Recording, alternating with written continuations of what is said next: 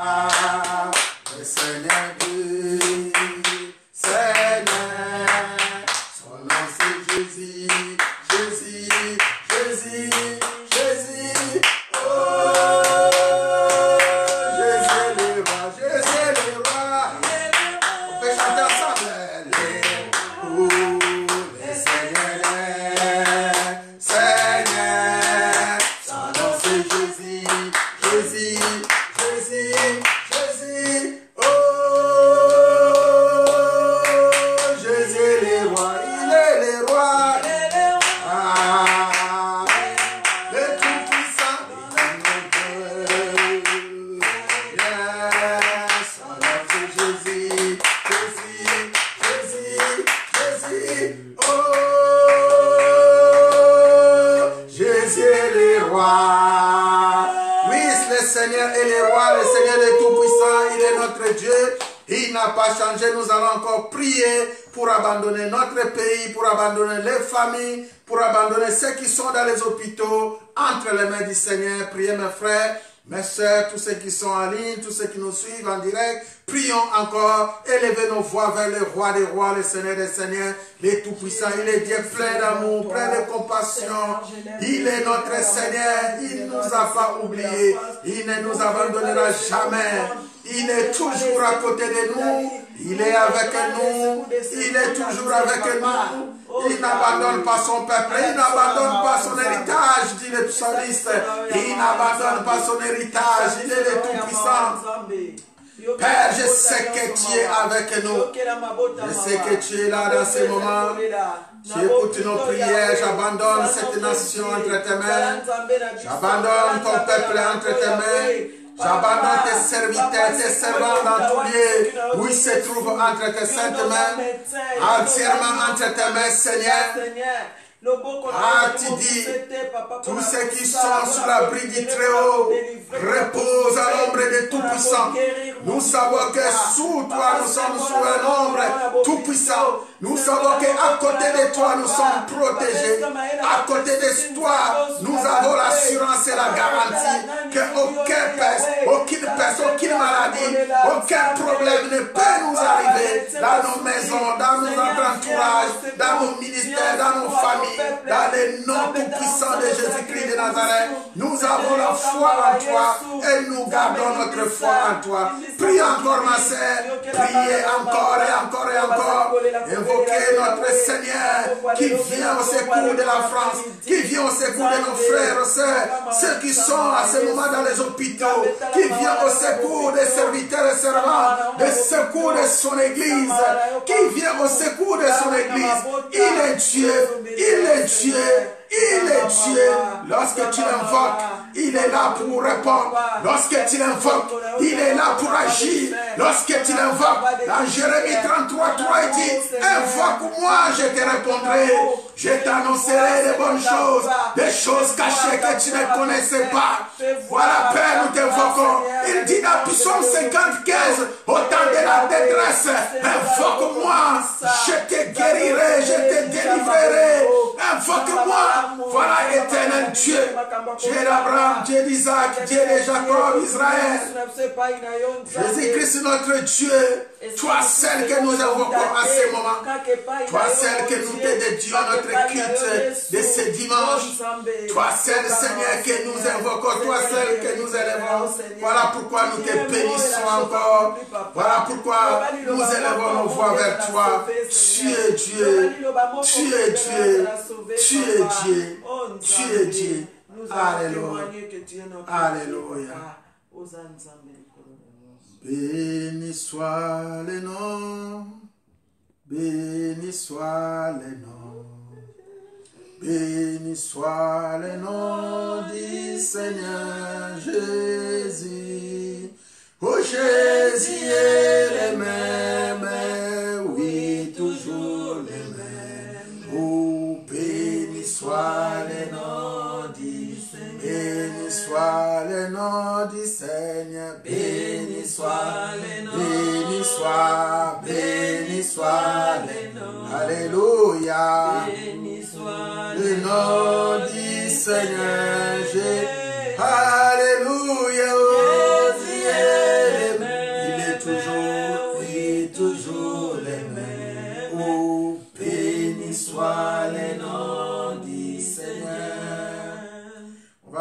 nom de notre Seigneur, on va abandonner encore ce moment de l'exhortation, de la prédication entre les mains de Dieu. Nous allons préparer nos cœurs, les cœurs de celui qui va nous prêcher. Prions au nom de Jésus. Excellent Père de grâce, excellent Dieu Tout-Puissant. Voici le moment est venu pour que nous puissions parler à ton Père, parler à tes servantes et tes serviteurs, ceux qui sont de près comme de loin. Seigneur, je sais que le Saint-Esprit agit d'une façon ou d'une autre pour apporter la guérison, la connaissance, la libération, la délivrance à chacun de nous comme tu l'as promis, comme tu le veux. Voilà pourquoi, Père, maintenant, tu sais encore nous saisir. Tu sais pas là, mes frères et sœurs, nous avons besoin de toi à ce moment que nous sommes en train de traverser dans nos maisons, dans nos familles. Nous avons besoin de toi. Seigneur, tu es le Dieu d'amour, tu es le Dieu de grâce, tu n'as pas changé aujourd'hui éternellement. Dans le nom de Jésus, au nom de Jésus, ainsi nous avons prié. Amen. Amen, amen, amen, amen. Est-ce qu'on peut acclamer encore très fort pour la gloire de Dieu? Alléluia. Je bénis mes frères et sœurs qui sont en ligne, je bénis ceux qui sont sur Facebook, comme on avait annoncé. Maintenant, pour nos frères, nos sœurs qui peuvent nous suivre en direct, nous sommes ensemble. Nous sommes l'Église chrétienne Alliance, comme vous le savez. Et nos programmes, je commence par vous donner les programmes. Nous sommes aujourd'hui dimanche à partir de 14h jusqu'à 15h30. Et le mardi à partir de 22h30 jusqu'à 23h30, nous sommes en ligne pour que nous puissions continuer à prier ensemble. Et jeudi, pour soutenir dans l'intercession, pour nous soutenir, pour soutenir aussi les autres qui sont malades. On se voit jeudi à partir de 18h jusqu'à 19h30. Voilà un peu le programme. Et pour le reste, nous sommes ensemble. Nous vous encourageons encore à ce moment où nous sommes en train de traverser. Comme je vous avais dit, c'est juste un moment que nous sommes en train de traverser. C'est juste un moment que nous sommes en train de passer.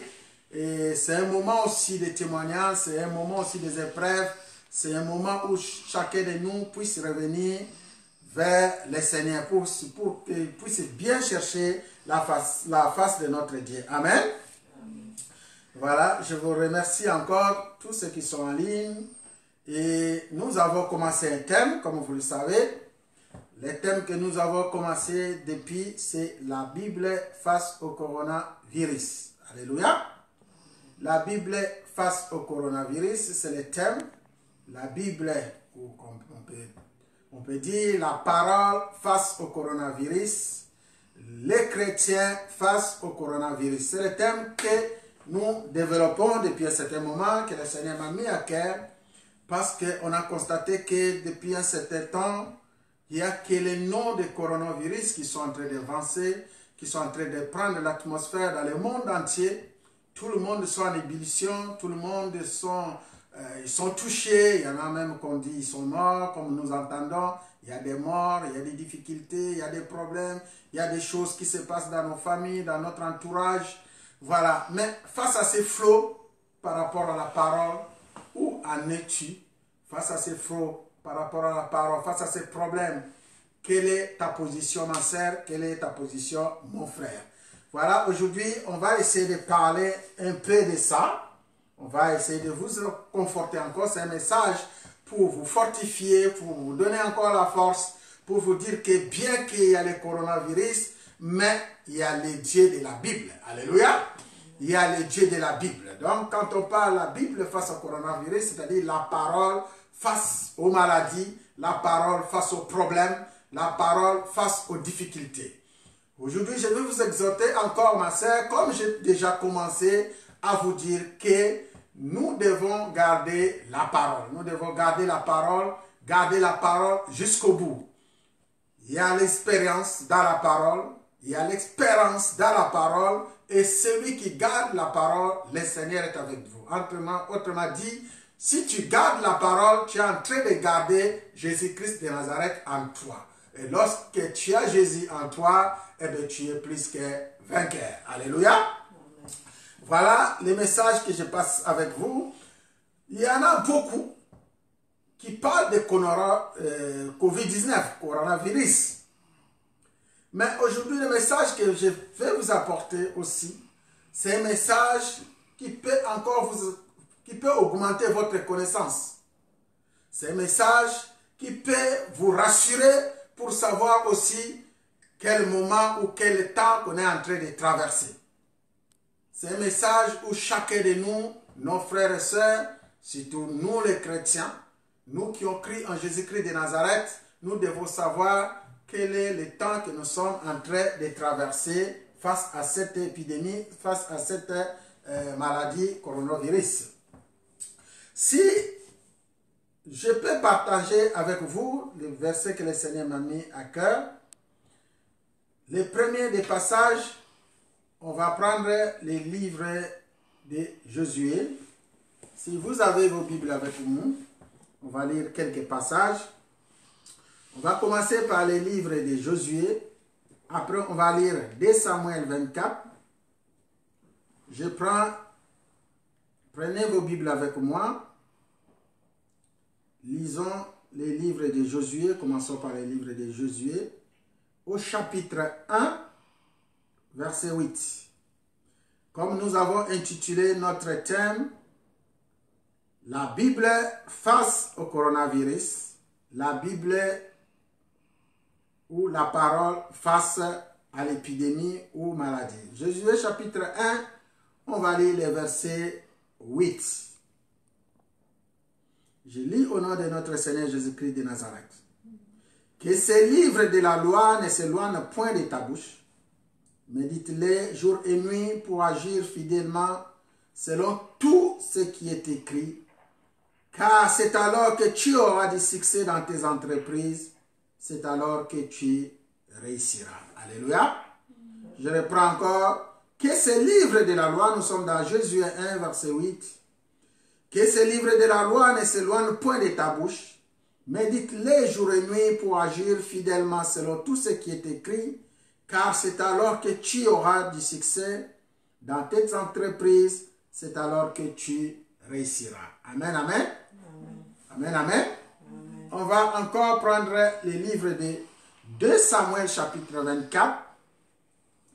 2 Samuel chapitre 24 à partir des versets 10 à verset 19. Nous sommes dans les livres de 2 Samuel chapitre 24. Nous prenons à partir des versets 10. Après, vous pouvez lire tout l'épisode, tous les chapitres. Je prends à partir du verset 10 jusqu'au verset 19. Et je lis au nom de Jésus-Christ de Nazareth. David sentit battre son cœur après qu'il eut ainsi fait le dénombrement du peuple. Et il dit à l'Éternel, j'ai commis un grand péché en faisant cela. Maintenant, ô Éternel, daigne pardonner l'iniquité de ton serviteur, car j'ai complètement agi en insensé. Le lendemain, quand David se leva, la parole de l'Éternel fut ainsi adressée à Gad, les prophètes, les voyants de David. Va dire à David, ainsi parle l'Éternel, je te propose 3 flots, choisissant un, et je t'en frapperai. Gad alla vers David et lui fit connaître la chose en disant, veux-tu cette année de famine dans ton pays, ou bien 3 mois de fuite devant tes ennemis qui te poursuivent, ou bien 3 jours de peste dans ton pays? Maintenant, choisis et vois ce que je dois répondre à celui qui m'a envoyé.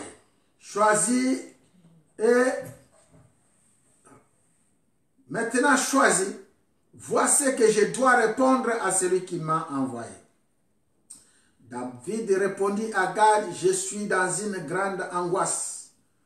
Ô tombons entre les mains de l'Éternel, car ses compassions sont immenses, mais que je ne tombe pas entre les mains des hommes.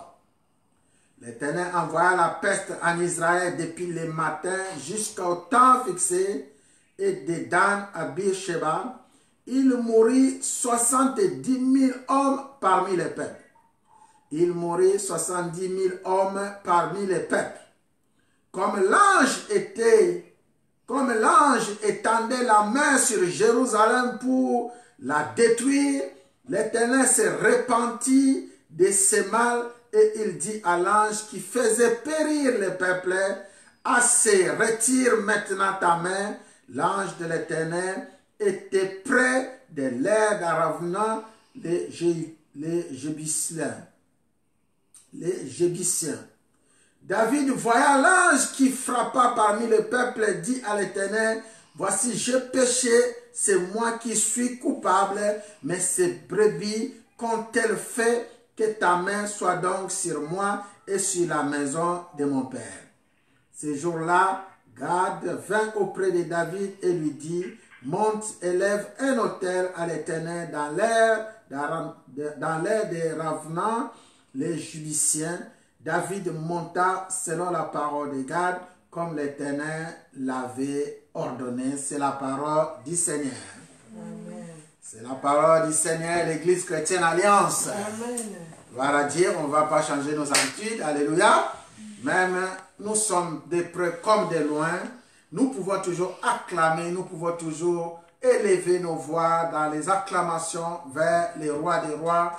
Alléluia. Vers le Tout-Puissant, parce que c'est le roi des rois, c'est le Seigneur des seigneurs, et c'est le Tout-Puissant Jésus-Christ de Nazareth.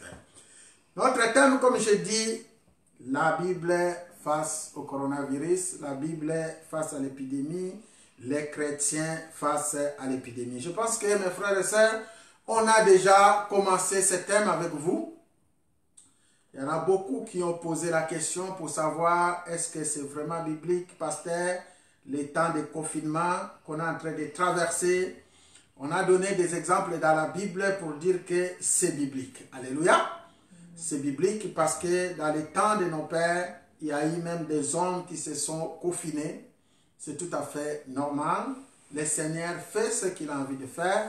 Et pour vous, on nous avait donné quelques exemples. On a pris l'exemple de Noé qui était confiné dans son barque, dans l'arche, pendant plus de 360 jours.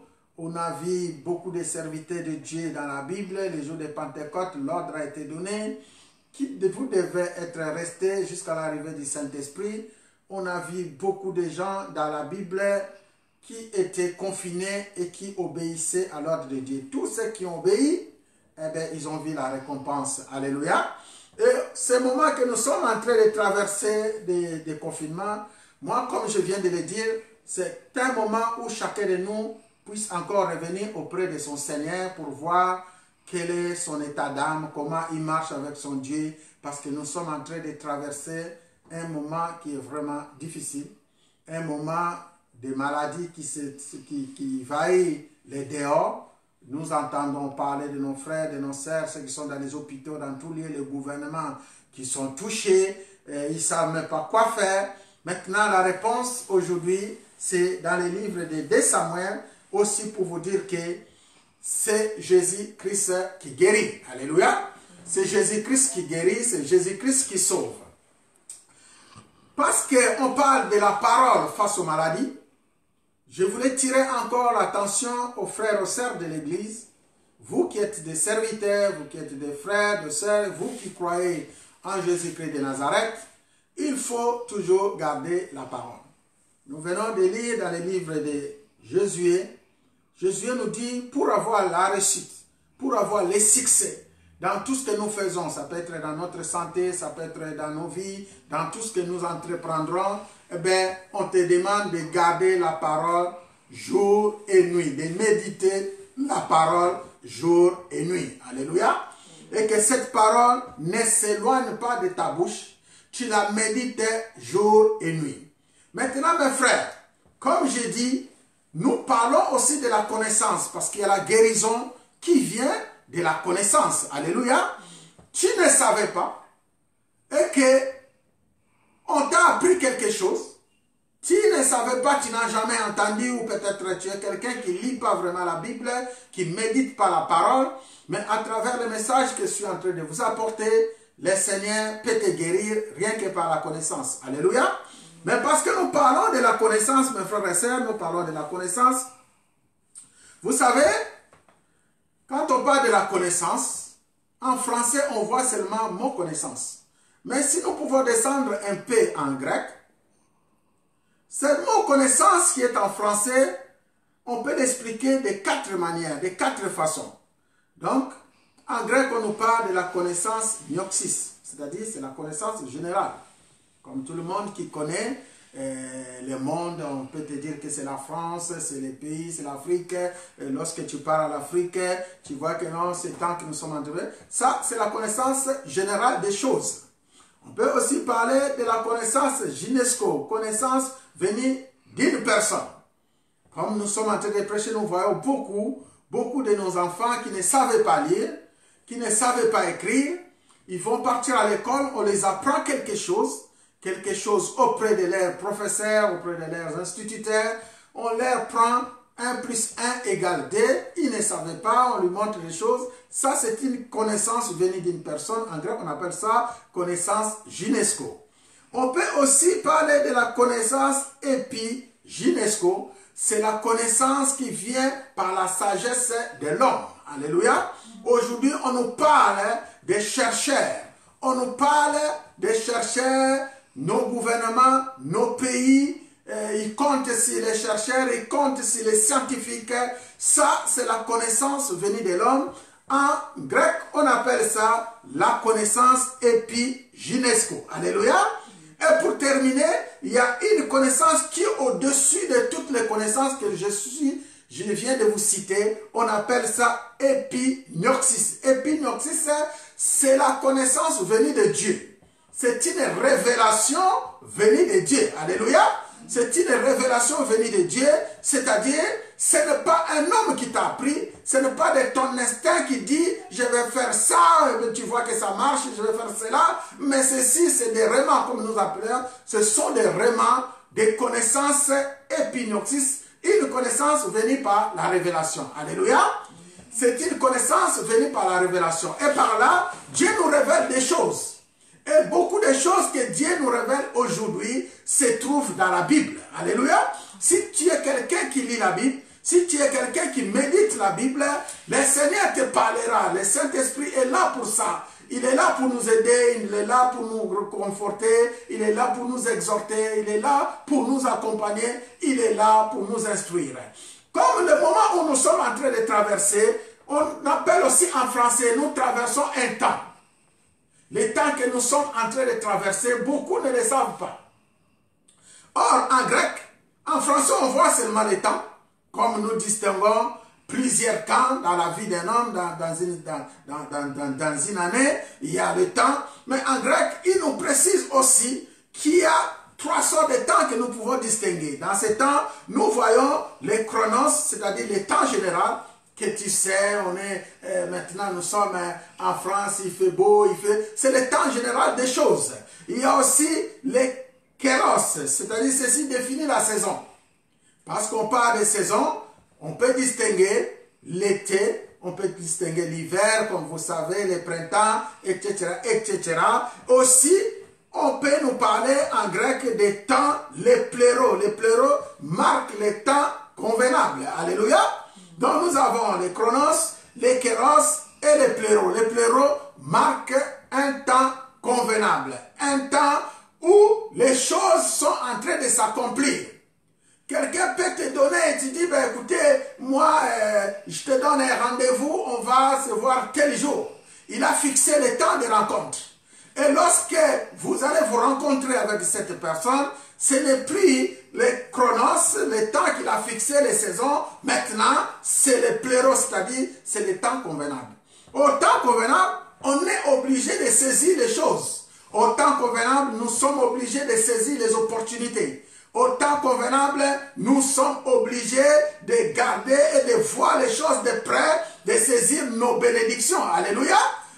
De saisir nos bénédictions, de voir les choses telles qu'elles sont. Ce n'est plus des promesses, mais ce sont des réalités, ce sont des vérités que ce qui a été dit maintenant est accompli. Est-ce que vous comprenez? Alléluia. Est-ce que vous êtes avec moi? Maintenant, parce que nous parlons du pléro, le temps où nous sommes à la maison, le temps où nous sommes en train de passer à la maison, on peut dire, mes frères et sœurs, c'est une occasion pour vous, c'est une occasion pour moi de profiter pendant ce temps, de voir encore, vous êtes en famille, nous sommes en famille, ma femme, mes enfants, parmi les enfants qui sont avec moi, qui vraiment ne méditent pas les choses de Dieu. Pourquoi je parle comme ça? Parce que le temps que Dieu avait fixé est proche. Alléluia. Plusieurs fois, le Seigneur nous avait promis des choses. Le Seigneur nous avait promis, quand nous prenons dans les livres d'Ésaïe, on nous parlait d'une femme vierge qui enfantera. Une femme vierge qui enfantera. Et ces choses étaient arrivées à son temps. On peut considérer aussi que le temps que le prophète Ésaïe prophétisait, c'était les chronos, c'est-à-dire le temps général, parce que le temps n'était pas encore fixé. Alléluia. Et à l'époque, nous voyons aussi les kéros étaient arrivés. Les kéros étaient arrivés, la femme que le prophète avait prophétisée, cette femme-là est tombée enceinte. Elle s'appelait Marie, la femme de Joseph. Alléluia. Donc, tous ces temps-là étaient dans les chronos. Tous ces temps-là étaient dans les kéros. Il est arrivé les pléros. La Bible nous dit, les pléros, tout ce que les prophètes avaient prophétisé était accompli. Donc, les fils est né. Un fils est né, un fils nous est donné. Alléluia. Jésus-Christ est né. Un enfant est né, un fils nous est donné. Donc aujourd'hui, nous voyons aussi que nous sommes entrés dans les pléros que le Seigneur nous avait promis. Il a dit, moi j'irai et je reviendrai. Je pars et je reviendrai. Les prophètes, même les disciples, leur ont posé des questions. Les disciples, quels sont les signes de votre retour? Quels sont les signes? Quand vous lisez Matthieu 24, nous voyons presque toutes les choses que le Seigneur avait prédit dans Matthieu 24 sont en train de s'accomplir. Alléluia. C'est le temps que nous devons rester chez nous à la maison pour voir encore, pour lire les Écritures, pour méditer les Écritures, pour comprendre les choses telles qu'elles sont. Toi qui crois au Seigneur Jésus-Christ de Nazareth, toi qui me suis à ce moment, méditez la parole. Vois encore la famille, profitez encore de ces moments. Profitez encore de ces moments. Le moment où nous sommes avec vous, le moment où nous sommes en train de partager cette parole, le moment où tu peux encore dire, ben écoutez, ce temps ici, c'est un moment que je dois chercher mon Dieu, c'est un moment que je dois chercher la face de Dieu. C'est le moment de la méditation, c'est le moment de réflexion, c'est le moment de repentance. Tu peux aussi prendre la décision de te repentir, toi qui fais le mal, toi qui ne pratiquais pas la parole comme il faut, toi qui peut-être jusque-là, tu n'as pas encore reçu Jésus-Christ comme Seigneur et Sauveur, c'est le moment que tu vas revenir en toi-même, vois ce qui se passe dehors, vois ce qui se passe. On vous a beaucoup prêché dans les églises. Les pasteurs se tiennent debout, en train de prêcher, en train de parler. On vous a beaucoup exhorté. Maintenant, tout ce que nous vous avons exhorté, tout ce que nous vous avons parlé de la part de notre Seigneur Jésus-Christ, c'est le temps que vous puissiez les mettre en pratique. Alléluia. C'est le temps que nous pouvons les mettre en pratique. Le confinement, c'est normal. On s'est appuyé aussi dans les Écritures, comme je viens de le dire, et que dans les temps, on prend l'exemple des enfants d'Israël, lorsqu'ils étaient en Égypte, il y a eu l'ange de la mort qui était passé, et pendant ce temps, Dieu avait demandé aux enfants d'Israël de mettre le sang dans les poteaux. Et ce sang les servirait de signe pour que lorsque l'ange va passer et qu'il n'entre pas dans les maisons des enfants d'Israël. Vous avez vu les épreuves dans les 10 pestes et que pendant tout ce temps, il y a eu des pestes en Égypte. Aucune des pestes ne frappa les enfants d'Israël. Alléluia. Aucune. Parce qu'ils étaient protégés par l'Éternel, parce qu'ils étaient sous l'ombre de l'Éternel, et l'Éternel veillait sur ses enfants. Aujourd'hui, mon frère, je te dis que ce Dieu n'a pas changé. Il est toujours le même. Il garde ceux qui sont en lui, il garde ceux qui sont près de lui, il garde ceux qui gardent aussi ses préceptes, ses commandements et ses ordonnances. Alléluia. Et je vous invite à garder et à les lire attentivement. Maintenant, mes frères et sœurs, parce que nous avons pris des passages dans la Bible les passages que je vous ai amenés, c'est les passages que le Seigneur m'a mis à cœur. Il y en a beaucoup qui posent la question, qu'est-ce qu'on doit faire pendant ce temps qu'on est en train de traverser? Qu'est-ce qu'on peut faire pendant ce temps de coronavirus? Qu'est-ce qu'on peut faire? Ben écoutez, suivez les règles qu'on nous donne. Dieu parle même à travers les hommes. Dieu a parlé à travers nos gouvernants. Dieu parle, il nous dit de rester à la maison. Moi aussi, je te conseille, pendant que tu pries, pendant que tu restes à la maison, il faut prier. On va prendre l'exemple de David. La Bible nous dit, ce n'est pas la première fois que ces événements passent dans le monde. Il y a eu beaucoup de temps que l'ange de la mort est passé pour frapper. Les raisons du frappe étaient nombreuses. Alléluia. Parmi lesquelles il y a eu des désobéissances. Les nations qui n'écoutent pas la parole de Dieu, qui n'obéissent pas aux ordres de Dieu, nos chefs, nos gouvernants. Je prends l'exemple des temps de Daniel. Dans Daniel 9, lorsque vous allez prier, lorsque vous allez lire Daniel 9, toi en tant qu'enfant de Dieu, serviteur, servante, celui qui connaît Jésus-Christ de Nazareth, je pense que tu peux lire aussi Daniel 9. C'est un bon exemple pour ce qui se passe dans le monde. Daniel s'est mis à la brèche. Daniel a pris le temps de prier, de jeûner, pour prier contre les péchés d'Israël, pour demander pardon au gouvernement, pour demander pardon des péchés du gouvernant, des péchés des enfants d'Israël, des péchés de tous ceux qui ont péché, même ses propres péchés. Daniel a demandé pardon et après cette prière, Dieu a exaucé la prière de Daniel. Alléluia. En lui envoyant un ange, et l'ange est venu, il dit, j'ai écouté tes prières. Dans le moment où nous sommes en train de traverser à la maison, c'est le moment de rester en prière. C'est le moment de chercher la face de Dieu. C'est le moment de rassembler ta famille, être en présence du Seigneur pour chercher la face de l'Éternel. Alléluia. À travers ta prière, à travers ma prière, à travers la prière que tu fais, notre nation française peut être guérie. Notre nation sera sauvée. Notre nation, nos chefs, nos gouvernants, les chefs militaires, tout ce qui se passe, le Seigneur va les visiter. Le Seigneur, à travers ma prière, à travers ta prière, il va ressusciter quelque chose. Je pense que je parle à une personne. Alléluia. C'est le moment d'entrer en présence du Seigneur pour chercher la face de Dieu.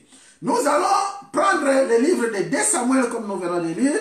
Dans 2 Samuel chapitre 24, Dieu qui fait les choses, Dieu qui libère, Dieu qui délivre, il a délivré. Dans ce passage que nous lisons dans Samuel chapitre 2 Samuel 24, 10, je reprends encore la lecture dans le nom de Jésus-Christ. Nous voyons ici que c'était le temps de dénombrement. Notre roi David a fait quelque chose qui n'a pas donné gloire à Dieu. Alléluia. David, comme vous le savez, il est considéré comme l'homme selon le cœur de Dieu. Et Dieu aimait beaucoup cet homme. Il est considéré comme son oint. Il a compris la pensée de Dieu dans tout ce qu'il a fait. Je lis Daniel 2 Samuel 24. La Bible dit, verset 10, à partir du verset 10, David sentit battre son cœur après qu'il y eut ainsi fait le dénombrement du peuple. Et il dit à l'Éternel, j'ai commis un grand péché en faisant cela. Maintenant, ô Éternel, daigne pardonner l'iniquité de ton serviteur, car j'ai complètement agi en insensé. C'est le temps de la repentance. Chacun doit entrer en lui-même, dans la famille où vous êtes. Là où vous êtes, en groupe, 2 ou 3 personnes, dans votre couple, dans votre église, c'est le temps de la repentance. C'est le temps de dire, Seigneur, est-ce que je me suis agi en insensé? Seigneur, est-ce que j'ai fait quelque chose qui ne te plaît pas? C'est le moment de revenir encore sous les pieds. Il est miséricordieux, plein d'amour, plein de compassion. Il va nous pardonner. Alléluia. Il va pardonner la France. Il va nous pardonner. David a compris quelque chose. La Bible dit le cœur de David battait parce qu'il a fait quelque chose qui n'a pas donné gloire à Dieu. Alléluia. Il y a un moment où nous aussi nous revenons, on a fait quelque chose. Notre cœur, notre âme nous reproche. Mais des fois, on a des difficultés de dire pardon. On a des difficultés de revenir pour demander pardon à ton entourage, soit même à ton propre Dieu. Alléluia. Je lis le verset 11. Le lendemain, quand David s'éleva, la parole de l'Éternel fut ainsi adressée à Gad, le prophète, les voyants de David. Va dire à David, ainsi parle l'Éternel, je te propose trois flots, choisis-en un, et je t'en frapperai. 3 flots. C'était aussi l'occasion pour vous dire que ça n'a pas commencé aujourd'hui. Il n'y a rien ne peut arriver dans ta famille, il n'y a rien ne peut arriver en France, il n'y a rien ne peut arriver dans ta société si ce n'est l'Éternel qui a proclamé. Alléluia. Si l'Éternel dit cela ne t'arrivera pas, ça ne t'arrivera pas. Si l'Éternel dit cela n'arrivera pas en France, ça n'arrivera pas. Je parle de la France, je parle de l'Europe, je parle de la République démocratique du Congo d'où nous sortons, je parle dans tous les 4 coins du monde. S'il y a des hommes, s'il y a des maladies, s'il y a des problèmes et que nous avons les hommes de Dieu qui peuvent s'élever, Dieu écoutera notre prière et exaucera notre prière. Et s'il y a quelque chose qui peut y arriver, ce n'est que la volonté de Dieu. Alléluia. Ce n'est que la volonté de Dieu qui s'accomplit. Verset 13. Gad alla vers David et lui fit connaître la chose en disant, vêtis 7 années de famine dans ton pays, ou bien 3 mois de fuite devant tes ennemis qui te poursuivront, ou bien 3 jours de peste. Alléluia. 3 choses que Gad avait prophétisées contre David. 3 choses. Les 3 choses, il lui a dit 7 années de fuite. C'est-à-dire, comme vous le connaissez, David était quelqu'un qui était entouré de beaucoup d'ennemis. Alors maintenant, parce qu'il a fait ce qui est mal aux yeux de Dieu, Dieu lui propose de choisir s'il veut le livrer entre les mains de ses ennemis. Et si il veut lui donner encore 7 années de famine, alléluia, 7 années de famine, 7 années de famine, ou bien 3 jours, 3 mois de fuite devant ses ennemis, 3 mois de fuite, ou bien il lui propose encore 3 jours de peste dans son pays. Alléluia. 3 jours de peste. Voilà un peu, lorsque nous péchons à notre Dieu, lorsque nous faisons ce qui ne donne pas gloire à notre Dieu, c'est que notre Dieu peut faire. Notre Dieu est Dieu. Mais moi, ce qui me plaît, c'est la réponse de David. Verset 14, David répondit à Gad, je suis dans une grande angoisse. Oh, tombons entre les mains de l'Éternel, car ses compassions sont immenses, mais que je ne tombe pas entre les mains des hommes. Alléluia. David connaissait bien Dieu. Ici, on nous dit,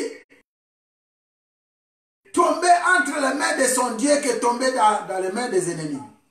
Mes frères et sœurs, vous savez, comme je vous ai toujours dit, vous êtes enfants de Dieu, nous sommes des enfants de Dieu. Vaut mieux que nous tombons entre les mains de notre Dieu. Vaut mieux que la France tombe entre les mains de Dieu, la République démocratique du Congo, que de tomber entre les mains des ennemis. Autrement dit, si tu tombes entre les mains des ennemis, Dieu viendra à ton secours. Mais si tu tombes entre les mains de Dieu, si tu ne te répands pas, qui peut te délivrer de la main de l'Éternel? Alléluia.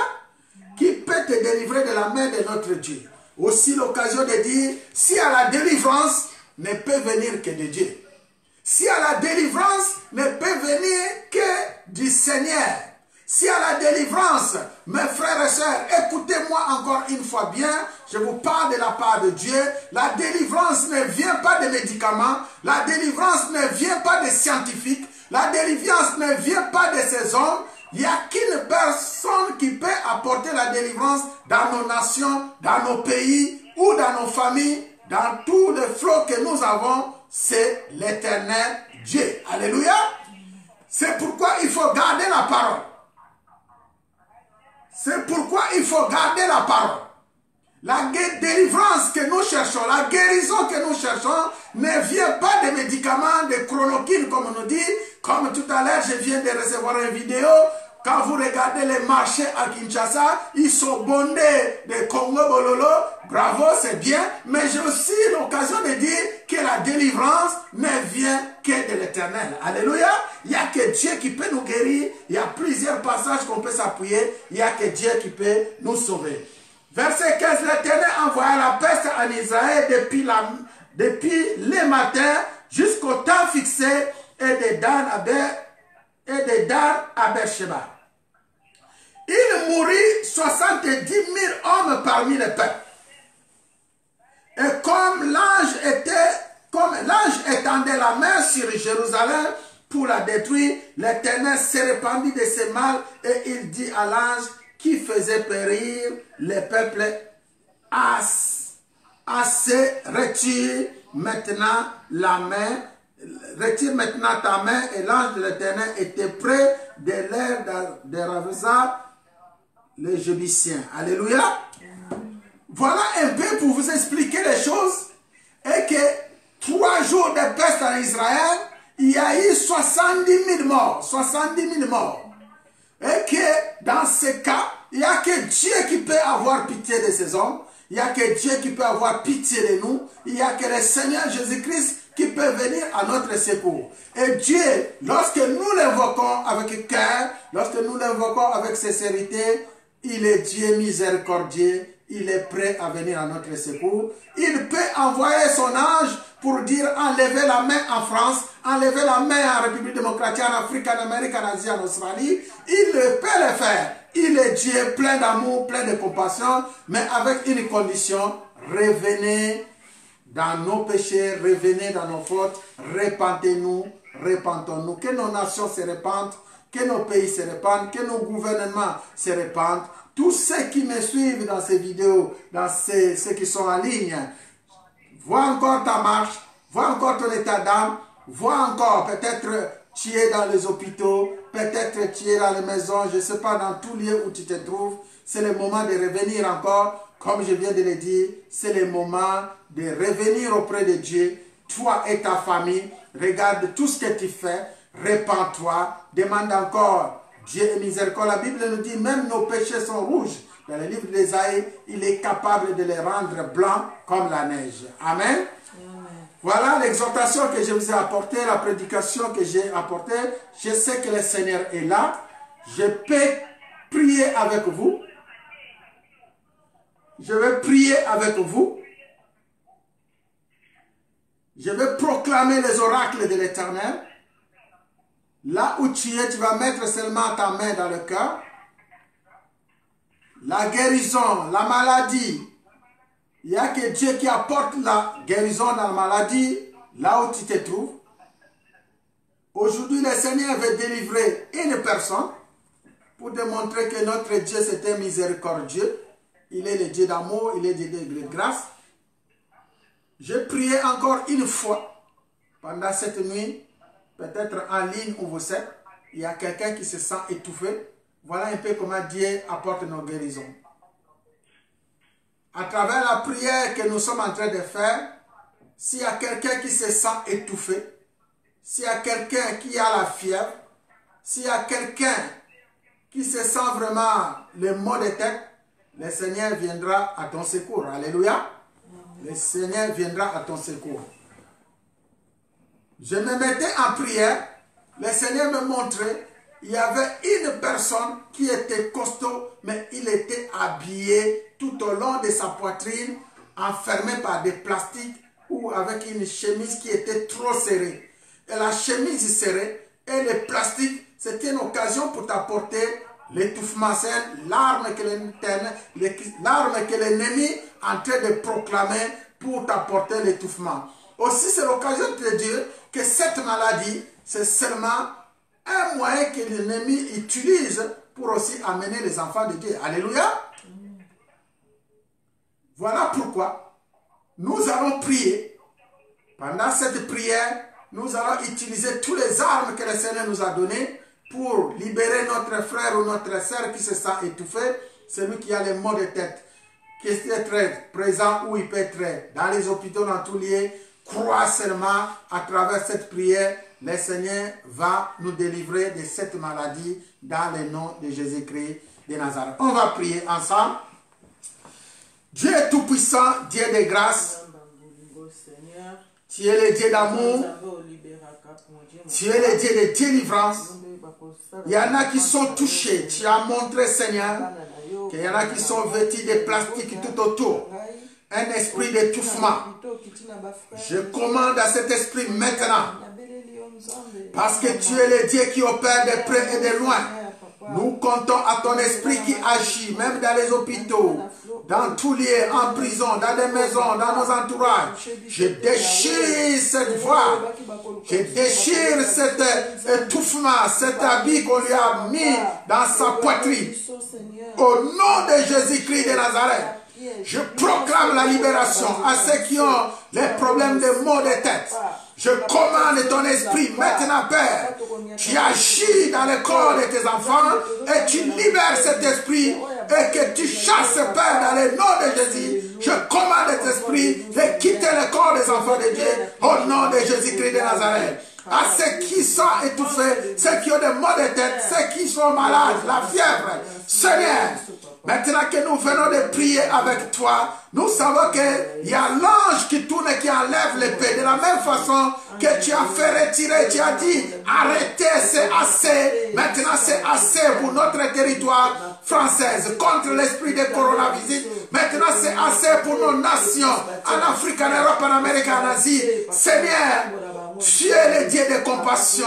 Tu es le Dieu de grâce, tu es miséricordieux. Nous te demandons ta grâce et ta miséricorde. Viens au secours de la France, de l'Europe, de l'Amérique, de l'Asie, de l'Australie. Viens au secours de nos pays. Et que tu récupères l'épée de cet ange de la mort qui tourne autour de nos familles. Tu récupères l'épée, Seigneur, et tu mets stop à cette maladie.